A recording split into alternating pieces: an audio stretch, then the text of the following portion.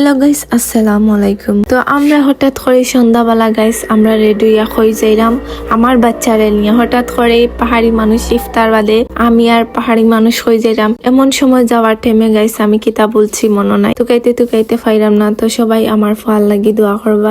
আমার বাচ্চার কি হয়েছে গাইস, হালকা ঠান্ডা লাগছে, তারপরে কাশি হয়েছে আর সর্দি আর বুকের মাঝে কফ গুলো জমছে। তার লাগি আজকে আমার পরে ডাক্তারও লইয়া যাওয়া লাগবে। ওখানে গিয়া দাঁড়াইতে রিস্কা তুকে পাই না গাইস। এত সময় আমরা বাইতে পরে ডাক্তারে গেছি। এই যে আমার মুরব্বী ওখানে গিয়া বই রইছেন আর আমার তো গাইস বিশ্বাস করো আমার মন ভালো না। সারাদিন থেকে আমার ফুয়ার এগুলো দেখে আমার খুব বেশি কষ্ট লাগে। তো অত দিত না গাইস, আমরা তো জোর করিও পারাম না, ডাক্তারেও জোর করে আমিও জোর করাম তারে দোয়া লাগি, কিন্তু পারা যায় না। খুব চেষ্টা করো আর যে আমার ফুয়ারে দরিয়া রাখা লাগে ওইটা দোয়া লাগে, কিন্তু না। কিদা করছেন জানি। তারপরে আমরা ডাক্তার থেকে যাওয়ার পথে এখন দোকানও একটা সাইকেল দেখছে, এখন পাগল হয়ে গেছে ওটা, কিন্তু একটা থেকে নামানি তো আর জানা, নামাইলেই শুধু শিখ দেয় না পারতে একটা কিনিয়া দোয়াই লাগছে। এই বয়সে এখনো যদি ইতা চিনে গাইস, পরে আমরা ফকির বানাই নিব। সত্যি যে একটা আমরা চাইছি না একটা কিনিয়া দিতাম, এখন আমরা পরিস্থিতি তেমন একটা বালানা। কিন্তু ফুয়ার